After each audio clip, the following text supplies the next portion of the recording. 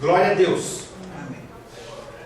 Semana passada, ou melhor, semana retrasada, nós estivemos meditando sobre o tema: se João Batista não é o Cristo, por que batiza? Parte 2.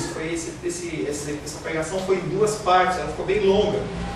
Os fariseus, eles se levantam não satisfeitos com as negativas de João Batista. Se você lembra, João Batista estava batizando com água, e as pessoas começaram a perguntar: por que você está batizando isso? Por que você está batizando isso? Por que quem te deixou fazer isso? Você é Elias? Você é profeta? Você é o Messias? E aí João Batista responde: não. Mas os fariseus, eles não estão satisfeitos somente com isso. Os fariseus, eles se levantam não satisfeitos apenas com as negativas de João Batista.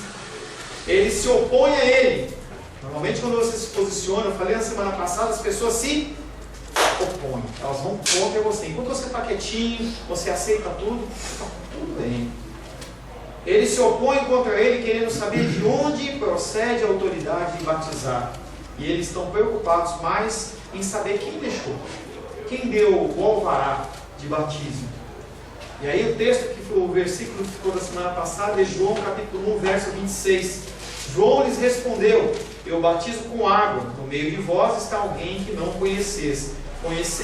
E enquanto eles estão querendo saber que autoridade foi dada para ele batizar, ele está apontando para Cristo.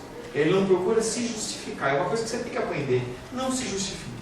Aprendi com um pastor, que não é muito um bom exemplo, mas isso ele me ensinou: não tenha que se justificar, não se justifique. Em vez disso, aponte para Cristo.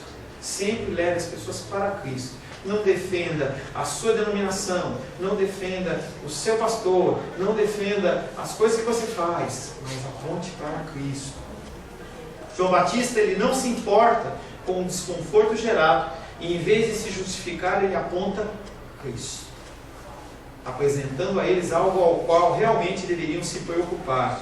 Nós temos que nos preocupar com o cristianismo, nós temos que nos preocupar com Jesus Cristo. Não se preocupe com coisas vãs. Quando você se preocupa com coisas sem importância, você gasta energia. Segundo ensinamento para você nessa noite: as lutas vêm sobre a sua vida, dificuldades vêm sobre a sua vida, e muitas delas não são para você gastar a sua energia. E você gasta energia, você se estressa, você fica cansado, e não é para você fazer isso. Deixe essas coisas serem levadas, deixe passar, se preocupe com o que realmente importa. Título da palavra de hoje: a aparição do Cordeiro de Deus, a aparição do Cordeiro Santo de Deus. Entenda que essa aparição é uma aparição física apenas no conceito humano, porque no conceito espiritual, no conceito divino, ele sempre existiu. O nosso Jesus, o meu Jesus, o seu Jesus, ele sempre existiu. Tem denominações que não acreditam que Jesus Cristo sempre existiu. Eles acham que por ser designado como Filho de Deus, ele foi gerado. Então ele não é um ser que é eterno. O nosso Jesus, ele é um ser eterno. Quando tudo acabar, quando tudo deixar de existir, quando eu e você deixarmos de existir, ele vai continuar existindo. Abra a palavra de Deus no Evangelho de João, capítulo 1. Nós vamos ler do verso 29 em diante. Evangelho de João, capítulo 1, versos 29 em diante.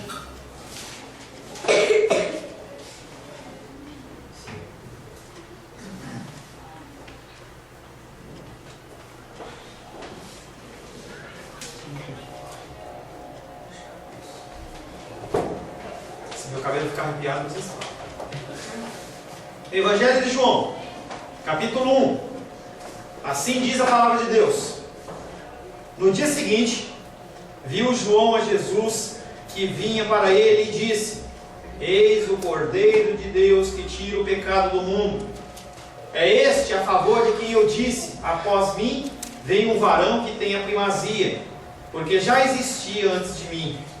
Eu mesmo não o conhecia, mas a fim de que ele fosse manifestado a Israel, por isso, batizando com água. E João testemunhou dizendo: vi o Espírito descer do céu como pomba e pousar sobre ele. Eu não o conhecia. Aquele, porém, que me enviou a batizar com água, me disse: aquele sobre quem vires descer e pousar o Espírito, esse é o que batiza com o Espírito Santo. Pois eu de fato vi e tenho testificado que ele é o Filho de Deus. No dia seguinte, estava João outra vez na companhia de 2 dos seus discípulos. E vendo Jesus passar, disse: eis o Cordeiro de Deus. Os 2 discípulos, ouvindo dizer isso, seguiram a Jesus. E Jesus, voltando-se e vendo que o seguiam, disse-lhes: que buscais? Disseram-lhe: Rabi, que quer dizer mestre, aonde assistes? Respondeu-lhes: vinde e vede. Foram, pois, e viram onde Jesus estava morando, e ficaram com ele aquele dia, sendo mais ou menos a hora 10ª. Era André, o irmão de Simão Pedro, um dos 2 que tinham ouvido o testemunho de João e seguido a Jesus. Ele achou primeiro o seu próprio irmão, Simão, a quem disse: achamos o Messias. E o levou a Jesus. Olhando Jesus para ele, disse: tu és Simão, o filho de João, tu serás chamado Cefas, que quer dizer Pedro. Palavra do Senhor, amém? Amém. Senhor, em nome de Jesus, lemos a Tua Palavra. A Tua Palavra é verdade. A Tua Palavra para que nos conforta. A Tua Palavra nos confronta. A Tua Palavra para que nos leva pelo caminho correto. Queremos nesta noite entregar a nossa vida, o nosso coração nas Tuas mãos, Pai. Dependemos do Teu Espírito Santo. Eu dependo do Teu Espírito para trazer uma palavra genuína do Teu altar, Pai. Um recado santo ao coração dos meus irmãos e das minhas irmãs. Ao coração deles, Pai, das pessoas também que assistem pela internet. Peço que o Teu Espírito Santo traga um entendimento. Nós não estamos aqui numa ação social, nós não estamos aqui, Pai, que numa função de apenas nós nos vermos, mas nós queremos, Pai, que ouvir a Tua Palavra, Senhor. Fala conosco, nós te pedimos, em nome de Jesus. Amém. O primeiro versículo que nós vamos meditar é João capítulo 1, verso 29. No dia seguinte, vendo Jesus aproximar-se dele, disse: eis o Cordeiro de Deus que tira o pecado do mundo. Esse trecho começa com um dado temporal, dia seguinte. Não foi na semana que vem, não foi no mês que vem, não foi no ano que vem, no dia seguinte. Dia seguinte ao quê? A todo aquele questionamento que a gente vem estudando, que João Batista foi colocado à prova, em que as primeiras autoridades, depois os fariseus, chegam a ele e falam: você é, você não é, quem é você, quem deixa, todos esses questionamentos. No dia seguinte, ele vem e fala, vendo Jesus aproximar-se dele, disse: eis o Cordeiro de Deus que tira o pecado do mundo.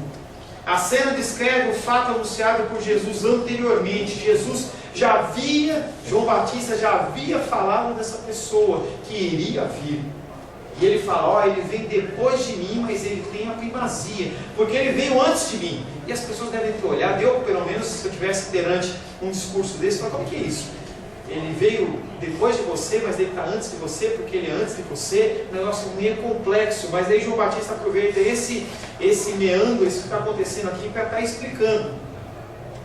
Diante dessa presença, João Batista descreverá a sua pessoa e sua missão, que explicarão por que Jesus era antes dele, e por que esse Jesus que era antes dele é depois dele, e tem a primazia, aquela bagunça toda. Pela primeira vez se fala no nome Jesus dentro dos evangelhos.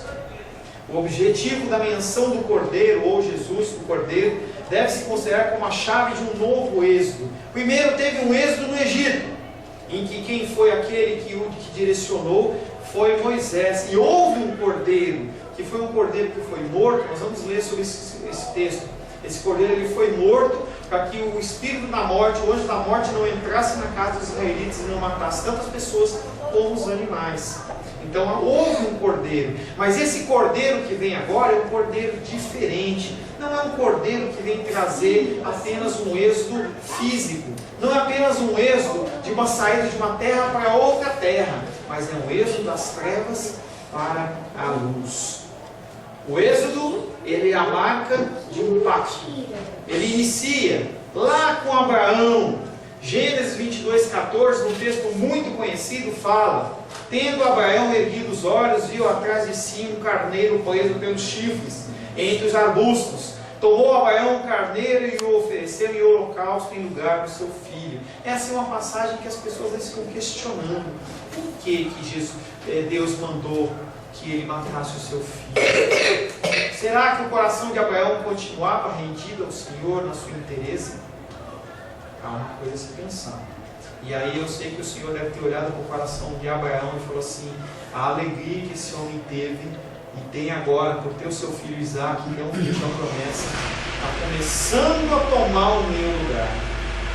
Entenda que você não é uma pessoa que tem que ficar orando, jejuando e lendo a palavra de Deus da manhã até a noite. Você não tem que dar satisfação para ninguém, você não tem que fazer nada. Você não foi chamado para isso não, senão você era um robô. O Senhor fala que nós temos que meditar na palavra dia e noite, mas não no sentido religioso, porque quem fazia isso eram os fariseus. Você tem direito a se divertir, você tem direito a viajar, passear, ir na festa de 15 anos. Tem direito a essas coisas. E essas pessoas, elas ficam com uma religiosidade que eu sou cristão, eu não posso fazer então mais nada. Eu não posso cortar o cabelo. Eu tenho que me vestir como se eu fosse um padrão. Eu não tenho nenhum problema com isso. Tem igrejas como a igreja do pastor Ayrton que eles trabalham com a gola clerical, que é uma gola que eu quero que você entenda que não nasceu no contexto católico. É uma gola que nasceu no contexto protestante. Aquelas vestes suntuosas dos papas e dos bispos, e ela foi confrontada com uma veste simples. Então, se você quer usar gravata, use gravata. Quer usar terno, usa terno. Não, isso não vai deixar você mais cristão ou menos cristão. Eu acho que nós primamos por um mínimo de zelo e decência. Mas quando essas coisas começam a tomar no teu coração, tomar o lugar do coração de Deus, o Senhor fala: opa! Foi o que aconteceu com Abraão. E ele requer aquela vida. Será que Deus não sabia o que Abraão ia fazer? Será que Deus não sabe todas as coisas? Todas as vezes que você passa por muitas dificuldades, quando você é testado, Deus ele não está testando para ver se você vai fazer algo certo. Ele vai mostrar para você onde está o seu coração. O seu coração ele pode estar em coisas do mundo, coisas do dia a dia, em trabalhos. E você tem que trabalhar. Você tem que ser uma pessoa que estuda. Você quer evoluir o seu trabalho, você tem que se preparar. Luta estudando para concurso. A Lohane, que não está aqui, cunhada da Carol, quase cunhada, né? Pai e cunhada, também está estudando. Não tem problema. Se você quiser, mas você não pode pôr isso no seu coração, como uma coisa primária, como uma coisa primeira. Abraão estava colocando. E aí, ele é testado, não porque Deus não sabia o que ele ia fazer, mas para ver, para ter Abraão saber: olha, eu tenho que pôr o coração em Deus. E o Senhor, ele já provê lá com Abraão um cordeiro. E aí a cena toda se desfecha quando ele vai matar, quando ele vai imolar o seu filho. A voz vem do céu. O anjo, não sei se segurou a mão dele ou não, porque ele tinha tanta confiança que Deus era poderoso, que era capaz de inclusive ressuscitar, porque havia uma palavra sobre ele. Há uma palavra sobre a sua vida. Deus ele tem uma palavra sobre a sua vida. Você tem que acreditar nisso. Falava hoje pela manhã sobre essa confiança. As pessoas que vão ser levadas para o julgamento serão justos e injustos. Mas nós, como justificados em Cristo, não temos que temer nada. Romanos diz que não há maldição nenhuma. Fala que você tem que ficar tranquilo. Não tem julgamento, não há condenação sobre a sua vida. Quando Deus olhar para você, Ele vai ver Cristo.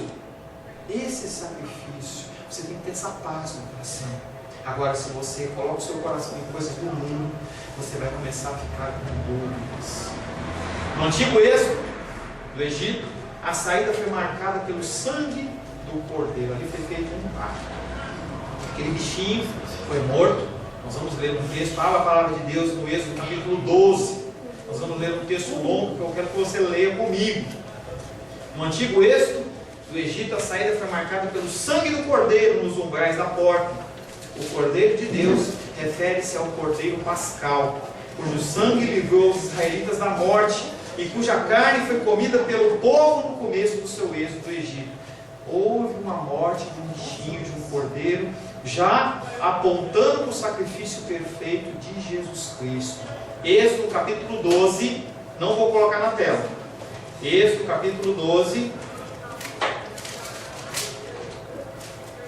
versos 3 a 11.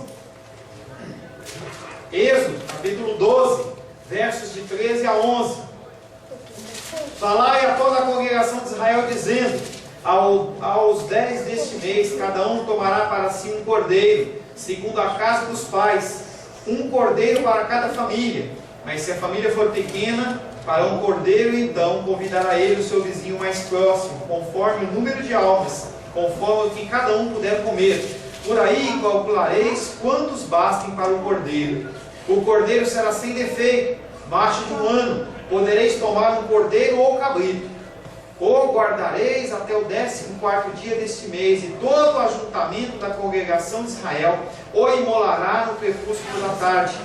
Tomarão do sangue e o porão em ambas as ombreiras e na verga da porta, nas casas em que o comerem. Naquela noite comerão a carne assada no fogo, com pães asmos e ervas amargas a comerão.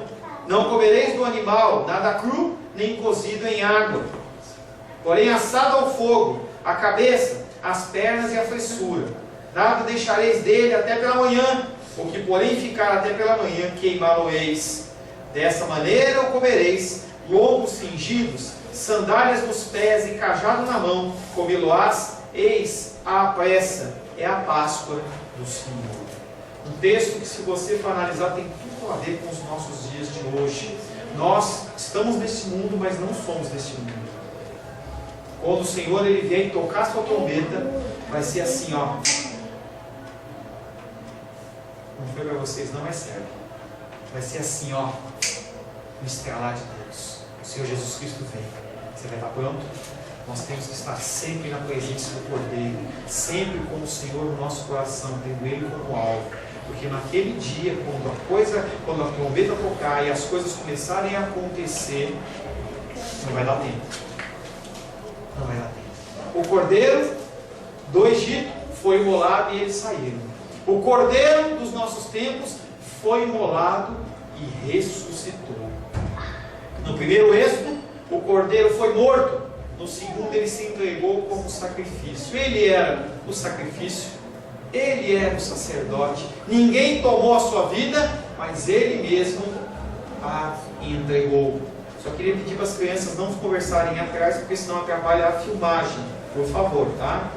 A entrega de si mesmo como sacrifício marca o fim do sacrifício no templo. A partir do momento em que Jesus Cristo morre e ressuscita, você vai ver com mais detalhes isso mais no fim do Evangelho de João. Você vê que não há mais necessidade de a gente matar um bichinho. O sangue do cordeiro é um sacrifício único, é um sacrifício definitivo. Marcos 15, capítulo 15, verso 34 diz: a hora nona, clamou Jesus em alta voz: Eloi, Eloi, lama sabachthani, que quer dizer: Deus meu, por que me desamparaste? Jesus Cristo, naquele momento de dificuldade, de dor, ele clama ao Senhor, falando: Senhor, por que você me abandonou? O Senhor Jesus Cristo, ele se doou por mim e por você. Foi o único momento, seja antes da eternidade, depois da eternidade, em que houve separação do Pai com o Filho, e eles fizeram isso por amor de você. A expressão Cordeiro de Deus anuncia ao mesmo tempo a morte de Jesus e a nova Páscoa, ou seja, o êxodo que Deus realizará vai ser um êxodo físico. Ele vai tirar você daqui, levar para a Argentina, levar você daqui para a Alemanha. Não necessariamente, ele está falando de um êxodo de luz para as trevas, de trevas para a luz, da morte para a vida. A libertação, ela é dada como deu no caso de Isaac e Abraão, que nós já lemos o texto. E aí João 3,16 diz, um texto conhecido: porque Deus amou o mundo de tal maneira que deu o seu Filho unigênito, para que todo que nele crê não pereça, mas tenha a vida eterna. A libertação que Deus dá será realizada através do meio de Jesus. Não há um caminho para você chegar a Deus.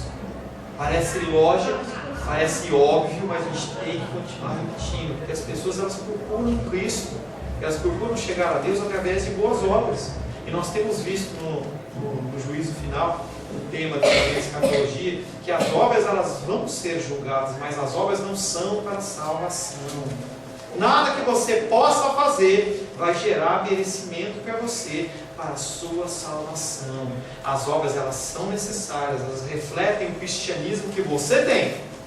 Eu tenho dado esse exemplo e eu continuo dando. Se você realmente é imerso no sangue do Cordeiro, quando alguém te apertar, você vai exalar Cristo, vai exalar amor, você vai exalar paz, você vai exalar paciência. Essas coisas têm que ser trabalhadas no seu coração. Por que você continua desse jeito? Será que você é cristão? Se você está vivo, você não tem oportunidade. Mude o seu coração. Se preocupe com as pessoas. Alimente as pessoas. Você visita enfermos? Semana que vem vai ter um culto. 15h30. Será que você vai estar disponível para participar desse culto? Será que você vai falar assim, não, eu estou cansado, eu trabalhei a semana inteira. É uma família não alcançada para Cristo. Será que você vai ser confrontado naquele dia, e você vai ser confrontado e falar assim, eu estava enfermo e você não me visitou. Pastor, que pressão é essa? Eu tenho que falar isso, querido. Porque a testificação vem do Espírito. Você não tem que ir porque eu estou falando. Eu não vou ficar marcando lá. Não vou apresentar lá no céu uma listinha. Olha, quem foi, quem não foi. Mas será que não é uma oportunidade de você abençoar uma vida? A libertação que Deus realizará por meio de Jesus, ela não se refere ao pecado do mundo. 1 João 5,19 diz, sabemos que somos de Deus e que o mundo inteiro jaz no maligno. Quando ele fala que o Cordeiro de Deus, o versículo fala, no dia seguinte apresentar o Cordeiro de Deus que tira o pecado do mundo, esse mundo está danificado, ele é cheio de pecado, as pessoas elas são podres. Se você acha que esse Cordeiro vem salvar e vem restaurar essas coisas, não vem. É um grupo de pessoas, não acha isso. E esse texto, você tem que entender o que ele está falando. O que ele está falando é para os judeus, porque os judeus eles achavam que eram só eles. E ele fala, não, judeus, ele vem tirar o pecado do mundo, se referindo a também esses gentios, com o qual eu e você fazemos parte. Então quando ele fala Cordeiro de Deus que tira o pecado do mundo, ele não está falando na humanidade, na sua inteireza. Ele está falando sobre o grupo de pessoas que são aqueles que são os remanescentes, aqueles que realmente se convertem, aqueles que se dobram ao Senhor. Esses vão ser salvos, esses vão ser justificados, esses vão ser aqueles que vão estar perante o Senhor. E o Senhor vai falar assim, vem comigo, fica comigo aqui, adentra comigo. E aí tem muitas parábolas que falam desse texto. Quem tirará o pecado do mundo é o mesmo que batizará com o Espírito Santo de Deus. Apenas Jesus Cristo batiza com o Espírito Santo. Você não precisa ir para o monte para receber o Espírito Santo. Você não precisa entrar numa campanha de oração e de jejum para conseguir. Eu fui ensinado assim. Eu aprendi que, dependendo do meu esforço, Deus ia olhar para mim e falar assim, agora ele está pronto. Agora ele é capaz. Agora ele pode. O Espírito Santo ele vem habitar no seu coração a partir do momento em que você confessa Jesus Cristo como seu Salvador. E a partir dali você tem que começar a fluir todo o fruto do Espírito. E os dons do Espírito fazem parte. Porque o Senhor, como dono da obra, Ele quer que você seja capacitado para isso. Jesus Cristo fala, fica lá até que vocês sejam revestidos de poder. Para o quê? Dançar, pular, para você ficar falando em outras línguas, ou para você executar a obra do Senhor. Eu acredito na contemporaneidade dos dons, acredito nos dons do Espírito, eles são ativos para os dias de hoje. Mas a gente tem que alcançar essas pessoas, eu tenho falado isso, através do fruto do Espírito. Não adianta você começar a querer sapatear e falar em línguas de umas pessoas que não conhecem. A gente vai visitar uma família, no sábado que vem, que ela não conhece o Cristo. Ela pode até ter um linguajar cristão, mas eles vão ver o quê? Ver um pouquinho. Eles podiam estar na casa deles, mas eles estão aqui. A gente nem conhece eles estão nos abençoando. E esse tipo de atitude que atrai as pessoas. Alguns dos primeiros discípulos de Jesus tinham seguido antes a João Batista. A declaração de João 1,29, que foi a que nós lemos no dia seguinte, vendo Jesus aproximar-se dele, diz, eis o Cordeiro de Deus que tira do pecado do mundo. Para quem ele falou isso? Ele falou para os discípulos, aquelas pessoas que estavam perto dele. E aí as pessoas quando ouvem João Batista falar, e não são todos, Entenda que muitas pessoas olham para o homem e olham para o homem como que endeusando ele. E algumas pessoas olhavam e falavam assim, não, esse Jesus Cristo, ele é falso, quem é o verdadeiro Messias é João Batista. As pessoas olhavam para o João Batista e falavam assim, esse homem, ele é especial. E algumas pessoas que ouviam a palavra, quando ouviram João Batista falar, opa, até aqui o caminho com João Batista, agora eu vou caminhar com Jesus. Até aqui eu vim por esse caminho, agora eu vou por outro caminho. A declaração de João 29 inicia um êxodo dos discípulos de João Batista para Jesus, encorajando-nos a abandonar o seu antigo mestre. Entenda que João Batista estava no auge da ministração dele. As pessoas elas vinham de outros lugares para serem batizadas por João Batista, vinham para ouvi-lo. João Batista, aquele discurso duro, aquela figura, não sei se ele era grandão, gordão, não sei dizer, mas fala que ele se vestia com pele de camelo, aquele calor, imagina um cara com pele de camelo, não sei se ele era barbudo, se era cabeludo, eu não sei como é que é, comia gafanhoto, mel silvestre, ele tinha uma alimentação diferenciada dos sacerdotes, não sei como era aquele homem, mas a impressão que dá é que ele era um homem muito brutão, muito bronco, muito rústico, e aqueles homens começam a olhar e falam assim, esse homem está pregando, todo mundo olha para ele, mas eu não tenho que olhar essa aparência. Mesmo que esse homem esteja andando aqui, e todo mundo esteja à volta dele, todo mundo quer ser batizado, até os fariseus estavam querendo ser batizados. Não, eu vou seguir aquele que está indicando. Eles optam por seguir um pregador que era desconhecido. Lembre-se que Jesus Cristo até então não tinha se manifestado. As pessoas não conheciam Jesus. É como se você estivesse andando num ministério em que está em alta esse ministério, em que você está sob as luzes dos holofotes, e aí simplesmente você fala assim, eu vou largar para ir para um lugar ou para ir para um outro. Nós temos que ser sensíveis à voz do Espírito. Nós temos que ser sensíveis. Eu não sei quanto tempo vocês vão caminhar comigo, não sei quanto tempo eu vou caminhar com vocês. Entenda que enquanto você está num caminho, você tem que fazer o melhor. Não sei, sinceramente, quanto tempo a nossa igreja vai continuar, se ela vai continuar, se ela vai crescer, se não vai crescer, se ela vai ser uma mega igreja, se não vai ser mega igreja, mas o que importa é, enquanto nós estamos unidos, nós temos que fazer o melhor. Daniel era excelente, você tem que ser excelente. O louvor tem que ser excelente. Eu não palpito, mas quando você estiver escolhendo o louvor, vocês escolhem, vocês têm que orar. Não é simplesmente falar assim, eu vou cantar essa música que eu já estou acostumada, eu vou cantar essa música que é mais fácil, ou essa música que as pessoas estão mais acostumadas em... Ajuda aquela senhora a subir ali, Sebastião, por gentileza. Você tem que entender que o teu ministério é um ministério perante Deus. E essas coisas acontecem para que Deus seja glorificado. Então eu estou lá no grupo do WhatsApp, eu vejo eles trocando mensagem, olha esse louvor. Não escolha por comodidade. Escolha como uma ministração, Senhor. Deus, o que eu tenho que cantar essa noite? Qual é o louvor que eu tenho que tocar? Porque não é para mim, querido. Gabi, não é para mim. Não é para a igreja. É para o Senhor. O que o Senhor quer ouvir? O que Ele quer ouvir? O louvor é para Ele, o culto é para Ele, a adoração é para Ele, a nossa vida é para Ele. E se vocês não entenderem isso, eu estou falando do louvor, mas pode ser dentro do Ministério de Ação Social, dentro do Ministério de qualquer um, de homens, de mulheres, se a gente não estiver fazendo com esse intuito, é em vão.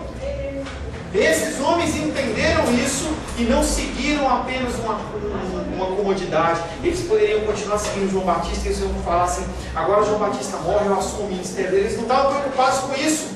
A preocupação deles era viver um momento com excelência.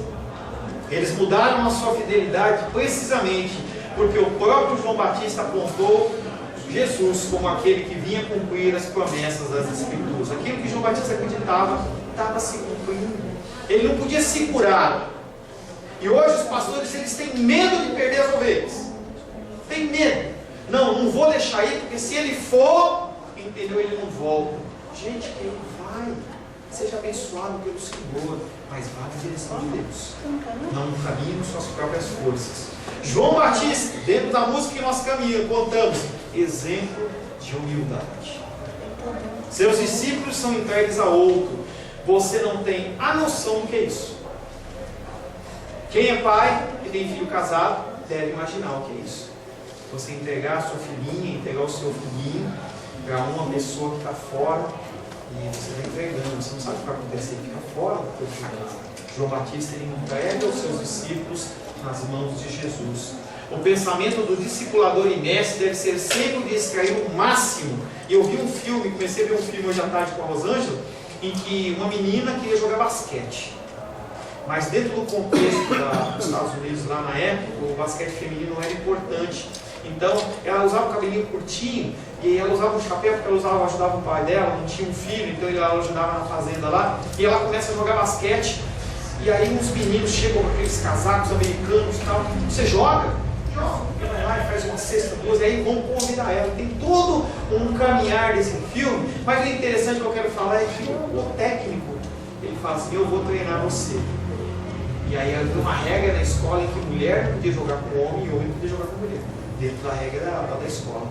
E ele fala assim, se eu não puder extrair o máximo dela como aluno, eu não quero ser professor. E ele foi demitido.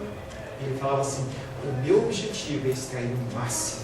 O meu objetivo é deixar você o mais perfeitamente preparado para o dia do juízo. Para isso, você precisa vir. Para isso, você sabe que o meu tempo ele é aberto para você se encontrar, conversar, discutir, entendeu? Nós temos tido a nossa escola bíblica dominical, volto a falar mais uma vez, eu quero que você entenda que você não tem que vir por minha causa, eu venho pelo Senhor. Ontem eu estava cansado e eu falei com a Rosângela, e a Rosângela falou assim, olha, a Glendinha com a família dela vai no aniversário de 15 anos e vai começar 11 horas da noite. Eu falei, será que eu cancelo a dominical? Porque basicamente é eu, Rosângela, a titia voltou a vir hoje, a Rosário, e mais um ou outro que vem. Aí eu falei assim, não, a administração é para o Senhor. Então nós temos falado aqui de coisas concernentes ao reino. Eu falo para você, você está perdendo. Nós temos disponibilizado na internet, você está perdendo ensinamentos. Se você vier, não venha por minha causa, venha pelo Senhor, para você aprender do Senhor. Não tem como eu te ensinar se você não estiver aqui. Eu tento fazer o meu melhor. Naquele dia, eu vou chegar e falar assim, ó Senhor, eu fiz o melhor. Se realmente eu tiver falado, feito o melhor, o Senhor fala assim, beleza. Mas se eu pudesse fazer mais alguma coisa, e vocês? Cuidado, juízo. Nossa visão de reino deve ser a de corredor com barreiras. Corremos a carreira que nos é proposta e em seguida passamos o bastão, pois o intuito maior é a expansão do mesmo reino que nós pregamos. Você caminha o seu caminho, corre a sua corrida, e quando o outro assumir, você entrega o bastão para que o outro vá em frente. Isso acontece com pais e filhos. Teu pai te deu uma condição de você estudar mais, você vai avançar mais e você tem que sempre avançar mais. No reino é a mesma coisa, nós temos que continuar avançando. Talvez os seus pais não tenham sido evangélicos. Hoje você é. Você tem um compromisso de gerar no coração do seu filho e da sua filha esse tipo de comportamento, para que ele seja um cristão melhor do que você. João capítulo 1, verso 30. Dele é que eu disse, depois de mim vem um homem que existia antes de mim, porque antes de mim ele era. João Batista afirma que esse Jesus é exatamente aquele que ele havia antes anunciado. Alguém que supera o próprio João Batista em importância, porque ele, em virtude da sua pré-existência, assumiu absoluta precedência, mesmo que tenha aparecido no estágio histórico posterior. João 1,15, nós já falamos sobre isso, diz: João Batista, João testemunha a respeito dele e exclama: este é o de quem eu disse e que vem depois de mim, tem contudo a primazia, porque já existia antes de mim. Nós já estudamos isso em cultos anteriores. Aquele que está sendo anunciado não é qualquer um, é o próprio Deus. Voltando ao texto de João 30, eu quero frisar o finalzinho. Dele é que eu disse, depois de mim vem um homem que existia antes de mim, porque antes de mim ele, o que acontece com Moisés perante a sarça ardente, quando ele pergunta quem eu vou anunciar, Deus fala o quê? Diga que disse o Senhor Deus a Moisés: Eu sou o que sou.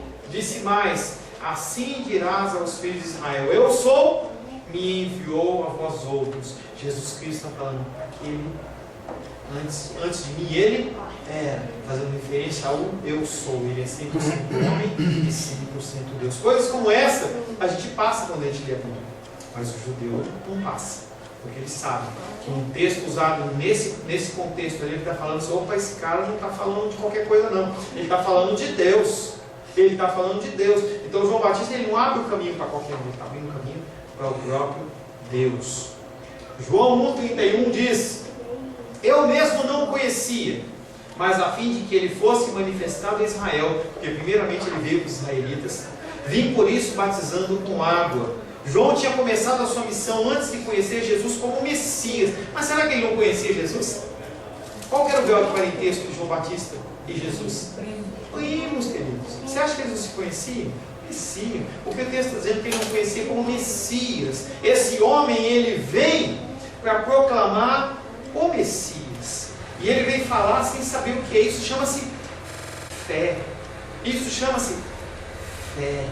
Quando você vê Abraão saindo da sua terra, ele sai pela fé. O que é fé? Lembra? Fé. Vai na cola. A fé. Você está lendo? Você está olhando o que é fé? Ou você não sabe? Quando você decide ter fé, você tem a certeza do que está acontecendo? Só no seu coração. Quem pôs essa certeza? O próprio Deus.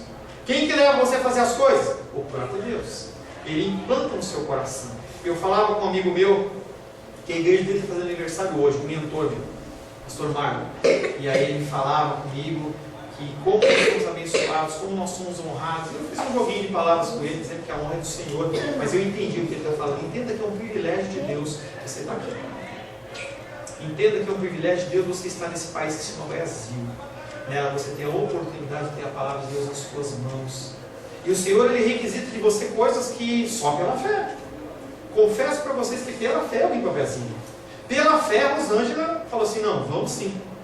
Pela fé. Pela fé. Abraão, pela fé, ele saiu da sua casa e da sua parentela.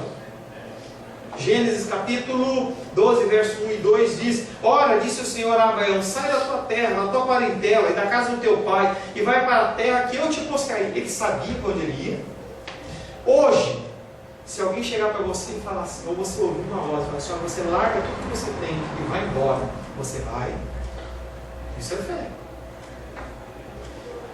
Que eu te mostrarei, de ti farei uma grande nação e te abençoarei, te engrandecerei o nome, se tu uma bênção. Abraão viu esse povo grande, ele viu essa terra, mas e se ele não tivesse confiado, se ele não tivesse tido fé? Um outro exemplo que eu peguei foi o de Noé, em Gênesis 2,9. E toda a planta do campo que não ainda estava na terra, e toda a erva do campo que ainda não brotava, porque ainda o Senhor Deus não tinha feito chover sobre a terra. Quando Noé recebeu a incumbência de construir a arca, não havia chuva. E aquele homem ficou trabalhando, não se sabe quanto tempo. Alguns falam que foram 100 anos, mas não tem uma prova. Tem alguns dados que variam, mas foi muito tempo que aquele homem construiu. Não havia rio ali, não havia mar ali, e não se conhecia chuva. Ato de fé. João Batista, ele também vivia nessa esperança. João Batista foi uma pessoa que largou o sacerdócio, uma posição em que ele ia ser quase que adorado, uma pessoa que ia ser muito importante no meio, uma pessoa de importância, porque ele acreditava, ele vivia esperança, ele tinha fé. Porque ele havia sido questionado pelas autoridades religiosas: você é o Messias, você é isso, você é aquilo, por que prega? Ele responde de uma maneira escondida, por baixo do pano, embutida nesses 3 versículos que nós lemos.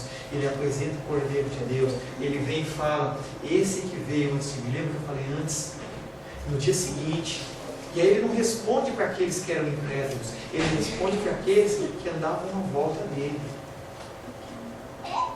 E quando que vem a testificação? Porque as coisas do Senhor acontecem a testificação. Sempre acontece algo que vai te dar uma certeza. Pode ser que você não veja os frutos do Senhor através da sua vida aqui. Muitos homens de Deus não viram. Jeremias não viu. Isaías profetizou para Jesus 600 anos antes, não viu nada. João Batista não viu. Mas hoje nós podemos falar que houve um testemunho de quem? Do próprio Deus. Mateus capítulo 21, verso 23 a 25, uma cena exatamente igual que aconteceu com João Batista. Tendo Jesus chegado ao templo, estando já ensinando, acercaram-se dele, foram à volta dele, os principais sacerdotes e os anciãos do povo, perguntando: com que autoridade fazeis essas coisas? Quem te deu essa autoridade? E Jesus lhe respondeu: eu também vos farei uma pergunta. Se me responderes, também eu vos direi com que autoridade faço essas coisas.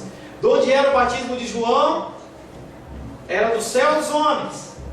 E eles sabiam que era dos céus. O testemunho veio da boca do próprio Deus. Talvez você não seja elogiado pelos homens.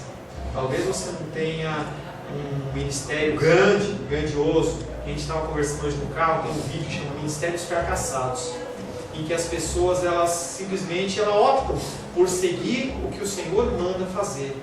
E às vezes você nem conhece ela. Tem uma historinha que conta que uma grande igreja tinha uma senhorinha que ficava sempre sentadinha lá atrás. E era a senhorinha da oração. E o pastor achava que tudo que acontecia por conta dele. Mas todo o ministério era levado nas costas por aquela senhorinha de oração. Não se preocupe em ser uma pessoa que aparece para as pessoas, mas cumpra o que Deus tem definido. Eu me alegro de coração, porque eu tenho falado com o Rosângela, o nosso ministério está se estruturando naturalmente. O Senhor vem preparando as pessoas, e as pessoas vêm, e eu começo pela Glendinha, não tem como não deixar de falar. Ano passado, a gente estava lá, quando foi por volta de, setembro, outubro, ela fala para mim assim: pastor, eu estou incomodado com uma coisa. Lembra? Estou incomodado com uma coisa. Falei: o que é, galera? Não, a gente não podia fazer alguma coisa com as crianças? Natal, fazer alguma coisa, comprar um presente para tudo? Vamos fazer, pensa aí. Tá bom. Passou setembro, não lembro qual foi mesmo, mas setembro, outubro, novembro, dezembro, sai de férias e tal. Ela não falou nada, não testificou no coração dela. Eu não estou aqui para criar ministério. Foi antes que eu voltei de férias, ela veio: pastor, a gente precisa fazer alguma coisa, Deus está incomodando. Eu falei: vamos fazer. Como é que faz? Eu falei: não sei, nunca fiz. Ela foi orar e hoje o ministério está caminhando. Tem o ministério de louvor, tem a tesouraria. As coisas vão acontecendo, porque é da vontade de Deus que as coisas aconteçam. Então eu não estou preocupado em ficar levantando pessoas dentro do ministério. Quem vai dar a honra para você? É o próprio Deus. É o próprio Deus. João Batista ele foi honrado pelo próprio Deus. Esse batismo de João Batista era dos homens ou era de Deus? E aí, na sequência do texto, eles falam: bom, se a gente disser que é de Deus, por que vocês não acreditarem? Se é dos homens, podemos morrer. Quieto. Então, eles, apesar de não testificarem, eles sabiam o que estava acontecendo. A missão de João Batista tinha origem divina, mas não sabia quem seria a personagem designado. Eu não sei o que vai acontecer com esse ministério. Eu não sei quem vai ficar. Eu não sei quão grande ele vai ficar. A nossa função é continuar caminhando. Nossa função é continuar pregando.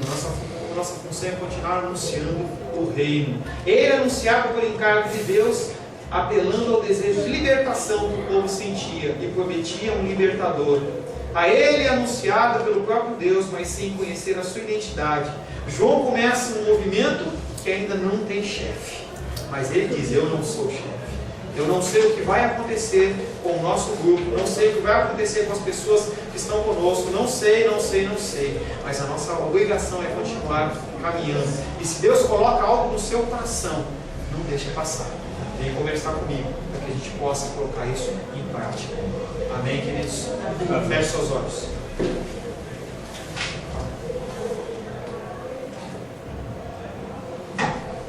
Senhor Deus, nos espantamos mais uma vez com a manifestação do Teu amor e da Tua graça, Pai. O Senhor é maravilhoso. O Senhor é bendito, o Senhor é glorioso. Nós queremos, Pai, agradecer ao Senhor pela oportunidade que temos de estar na Tua casa, porque é melhor estar na Tua casa do que 1000 outros lugares, Pai. Nós, Pai querido, nesse momento nos preparamos para a Santa Ceia do Senhor e queremos, Pai querido, que o Senhor nos convença do pecado, da justiça e do juízo.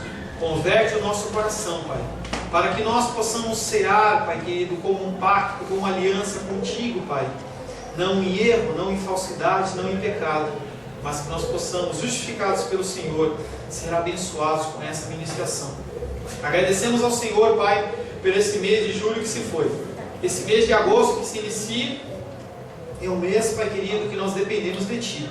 Tudo o que aconteceu no mês de julho veio de Ti, todo o livramento veio do Senhor, e nós queremos nesse momento consagrar esse mês de agosto a Ti, Pai, pedindo a Tua guarda, o Teu cuidado e o Teu amor, em nome de Jesus, amém. Amém.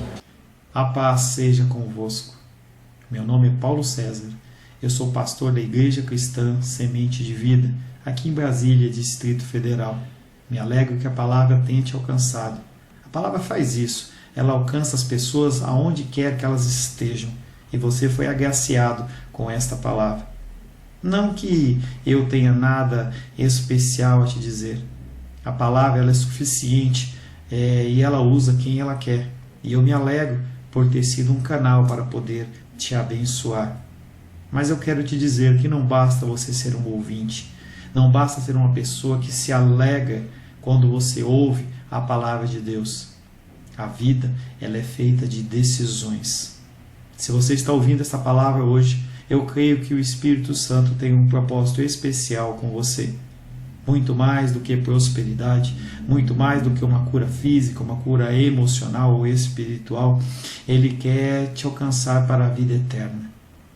Nós investimos nosso tempo, nós investimos as nossas forças em coisas terrenas, mas o Senhor Ele tem muito mais a oferecer. Ele tem sim para você a cura, Ele tem sim para você a prosperidade, mas Ele tem muito mais que isso.